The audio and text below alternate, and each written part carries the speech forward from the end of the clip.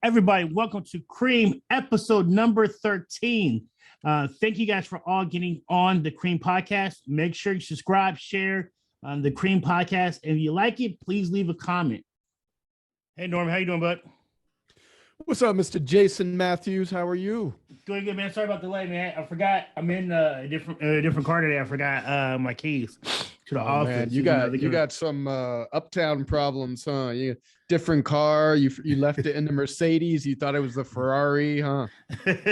I wish, man.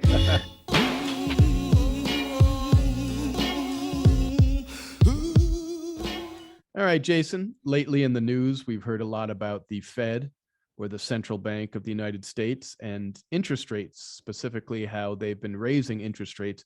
But a lot of people don't really understand who the Fed is or what they are, how they impact or affect interest rates, what kind of interest rates they're talking about. So I thought maybe you could clear that up for us a little bit today. Yeah, so the Federal Reserve is, they have 7 chapters throughout the country, and they have the power to print money and control short-term interest rates. And when we mean by short-term interest rates, where the control is the daily interest rates that they give money to banks. So right now they raised it on March 15th by 0.25% in March 15th, and they supposed to raise it a quarter or a half a point 7 times this year. And the reason they're raising it is because of this huge thing of what's going on with inflation.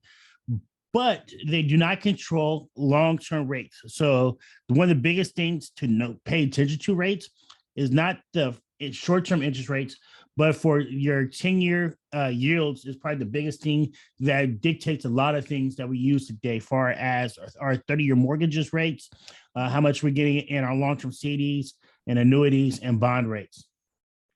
So the Fed, basically the central bank, and they dictate short-term lending between other banks and financial institutions. So when they raise rates, that means that your mortgage, your credit cards, all that stuff might have to charge more to make the same money, and your rates go up as well. And if I'm understanding correctly, with inflation, the Fed looks at raising that short-term rate sort of as pumping the brakes, so inflation slows down and they balance the economy a little.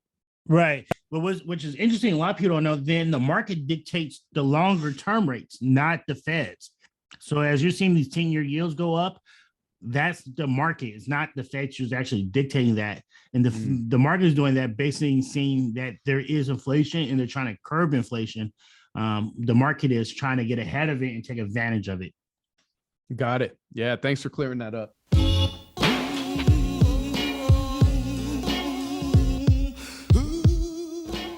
Jason, now on the C.R.E.A.M podcast, we have a fun segment where we welcome reader questions. People could email you, they could call you, they could message on social media, they could leave a comment. But today we had a great question from a C.R.E.A.M podcast subscriber and fan, Kim R. And Kim asked, with inflation, rising rates, and talk of a recession, what should I do as an investor? What's the right move? So Jason, what would you say to Kim? Yeah, well, what I would say to Kim is, one, look at your time horizon for when you're planning on to retire or you have use of your money or funds. And if you're getting older towards retirement, you automatically should go to more conservative fixed income based products. That's going to, and I'll tell you, look at more, have them more for short term or long term, and look at doing what we call a bond or annuity ladders into them. Right now, also inflation, good thing is start looking at basic consumer goods. As we know, basic things, consumer goods during inflation does quite well because people go back to buying the basic needs and necessities, and those things go up over time. So things such as cereal or gas or basic necessity we use every day, you should look at it, especially if you have a longer time horizon. Remember, if you have a longer time horizon, you can afford to take on more risk. As you get older and get ready to retire, you don't have to afford to risk all the assets you have or need, because you're going to need income from those assets coming closer towards retirement. Some great advice. And I know everyone is a little bit different. It's hard to give general advice on investing or retiring to everyone because people are in different time frames or windows, like you said, different risk tolerances, different assets or liabilities. But people could definitely contact you and you could give them a consultation and walk them through it, huh? Definitely. If you guys want more deeper, let's definitely set up a consultation.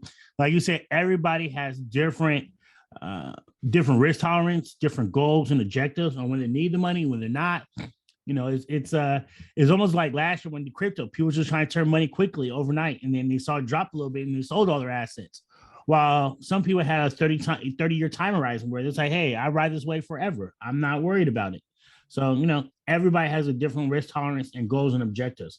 The question is to figure out what's your goals and objectives, especially right now. While I see so many people watching these TikTok people, these Instagram things, and they say, hey, do this, you get rich overnight. And that might not be your risk tolerance, and that might not be suited for you. So, you know, you see all these online gurus, be careful what they're doing, because they're giving you a general statement, but their goals and objectives on what they're trying to accomplish does not match yours. And that's highly important. Well, they're not giving real financial advice. Of course, they're just trying to sell a product or a subscription or get clickbait or something. You know, if they were an actual really legit, credible financial advisor, they wouldn't be doing a dance on TikTok, let's be honest. So, but that's definitely good advice for Kim. I hope she contacts you, and anyone else, our C.R.E.A.M podcast listeners, subscribers, and fans. Feel free to get in touch with a question, and Jason will answer it on air. Yep.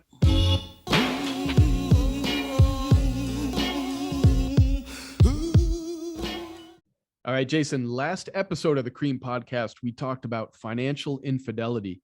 Are you cheating on your spouse when you hide debts, when you're lying about income, and other financial matters? Today, we're going to talk about things couples fight about, and a lot of that comes down to finances as well, as we'll find out. So tell us, according to scientists, researchers, counselors, the number one thing that people fight about in relationships these days. Oh, no doubt. Sex and money, man. So those are tied number 1 and 2, I think. I don't know which is first and second, but for a lot of couples, sex and money are the number 1 and 2 in whatever order you want to put them, things that people fight about, huh? I think the famous Chris Rock said, ain't without no finance, you can't have no romance.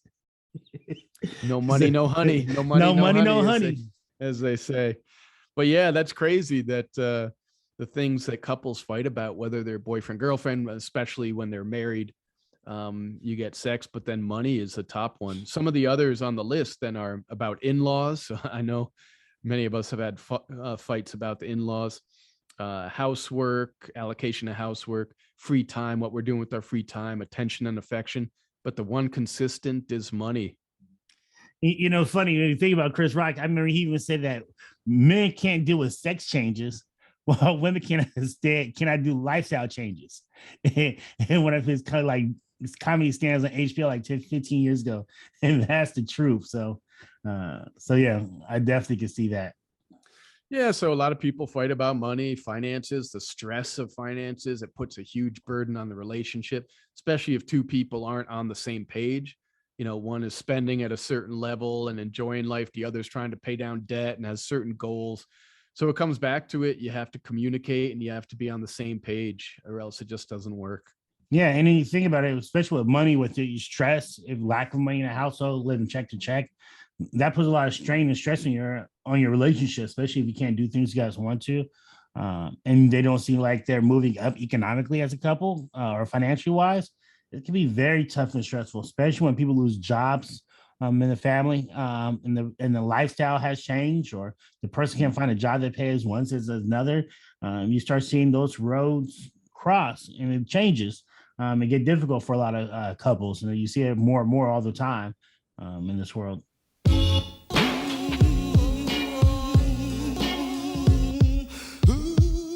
could jump forward to home prices and interest rates, because a lot of people go, oh my God, interest rates are at 5% now for a mortgage, when we were at, I could get 3%, 3.5%, 2.5%. Yeah.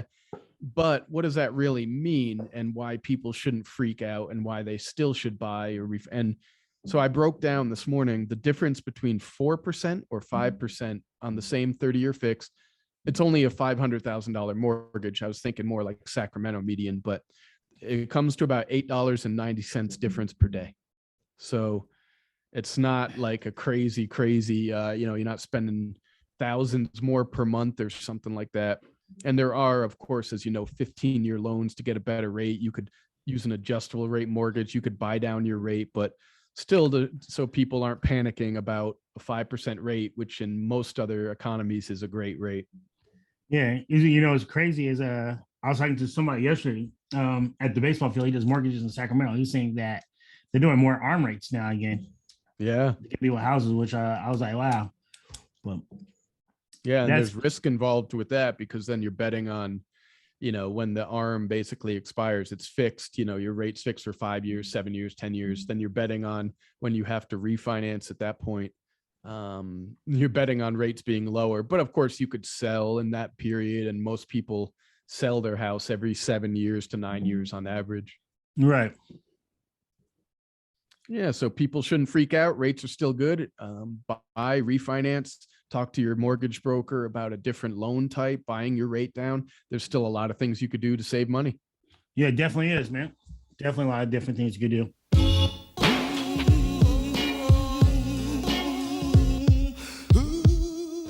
Quote of the day, and I'm saying this quote because I've seen everybody asking about these quick rich schemes, these Ponzi schemes, these get rich real quick for NFTs and every coin out there.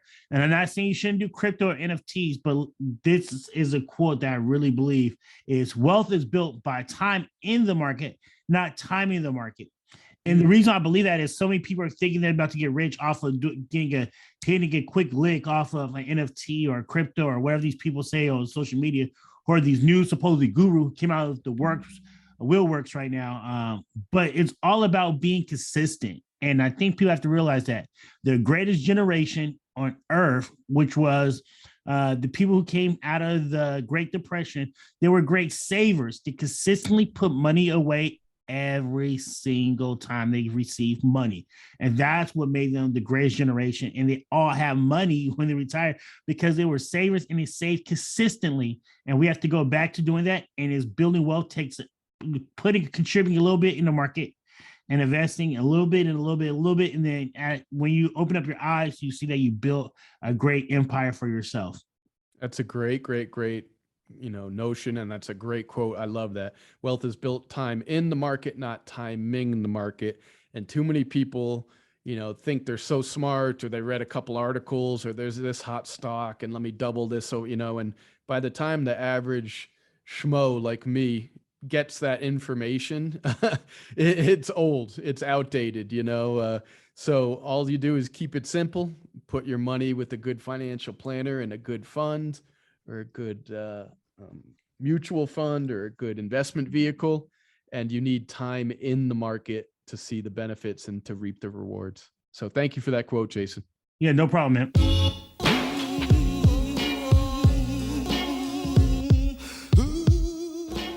Jason, now on the C.R.E.A.M podcast, we're going to do a normal segment, which is your shout out, but we have a little bit of a different spin on it today.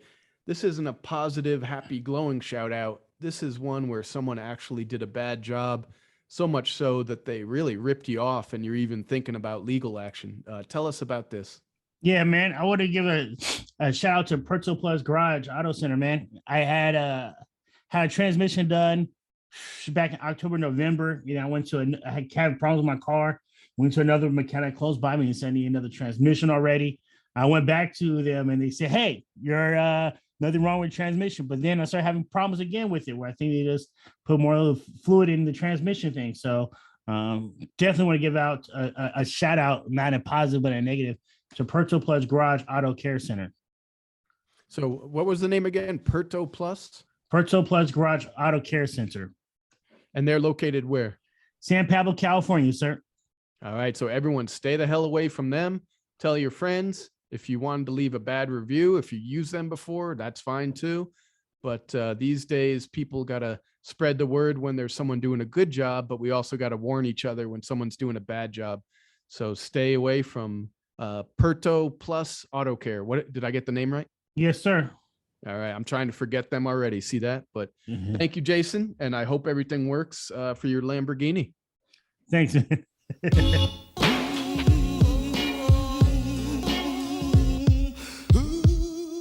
Hey everybody, Jason Matthews. So every month we always do at end of the month quarterly, or let's start fresh. It's it's monthly. Yeah, month. That's what I know. It's quarterly. Okay. Hey everybody. Every month we do a recap of the month economic news and data. If you like our monthly newsletter talking about what happened the last month economically, please shout out or email us at matthewsfinancial@gmail.com, letting us know that you would love to subscribe towards our monthly email, giving you a recap on what happened about what happened in the economy, money, and finances.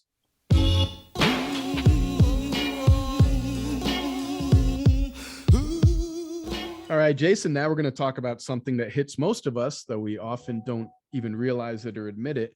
And that is credit card and bank fees. Specifically, I'm talking about junk fees. Junk fees, of course, can be overdraft charges, late fees, sometimes hidden charges we don't even know about. But everyone is sort of looking at their budget and worried about inflation and higher prices right now, but we don't realize the lot's flowing out the bottom end of that bucket in terms of these junk fees. So tell us a little bit about that. Yeah, so for credit cards, the total amount of late fees and hidden fees was $12 billion, which is astronomical for it. And then for bank fees, from 2019 on, it was 15 billion.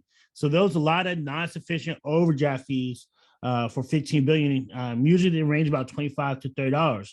And the people that hits the most or hurts the most are your working class, your lower middle class homes in America are getting crushed. You spread that 15 billion over a lot of people into 12 billion. So what I always recommend to people is one is always check your accounts before you go to a place. But if you do have that non-sufficient funds, call your bank, ask them to reverse it out. Don't be scared to call them, ask them to reverse it. Threaten to leave if you don't, because they're making tons of money off of you charging you $30 for a $5 mocha at Starbucks. With your credit cards, look at it, work something out. At least try to pay the minimum on time, and pay attention to your bill every month. If you see something that's not right, call them, remove it, and like for all credit cards, until people try to pay them off every month, so you don't have to have those hidden additional fees. Yeah, I think the good points you made, and I think the key thing, number one, is be aware, right? And dig in, check your bank account, look at your online statements, look at your credit cards. But also you could vote with your wallet, right? You could give business to the banks that aren't serially ripping people off and aren't the biggest offenders of these things. And those reports are out there, which banks are most responsible, most consumer friendly. Sometimes it's local credit unions more than your Wells Fargo. But definitely we should take a look at the credit cards we're spending money on, and when we're paying those off, take a look at our bank accounts and avoid those hidden junk fees. Right, I know, and I had an example of that where I paid off a credit card, and it was like, "Oh, you paid off this day of the month, so we charge you the following day for this." And I had to raise hell to them, saying, "No, that's not right." And this was to Capital One, like, "No, that's not right." And I said, "I have 5 credit cards with you guys, so remove this." Yeah. And they did, and it adds up too. It adds up, and we don't even know it. It's like the what we're paying for applications, for apps and for subscriptions and on iTunes and all this stuff. We don't even know it sometimes. And it's like, I know you probably get this, but I'm just sitting there minding my own business, working away. And it's like, oh, you just paid $134 to XYZ. I'm like, what? I didn't even know I had that. Right. Yep. Especially on these subscription-based things where you might pay one time annually, you don't need it again. It pops up on your apps to where it automatically comes out of your credit card every month. And the good thing is why I like putting things on my credit card like that is you can always call your credit card, ask them to remove the charge, and they remove it oftentimes, and then you don't pay that $134. So absolutely. So work with good banks, work with good credit cards, and be your own advocate, be a good steward of your own finances and pay attention. Yep, big time.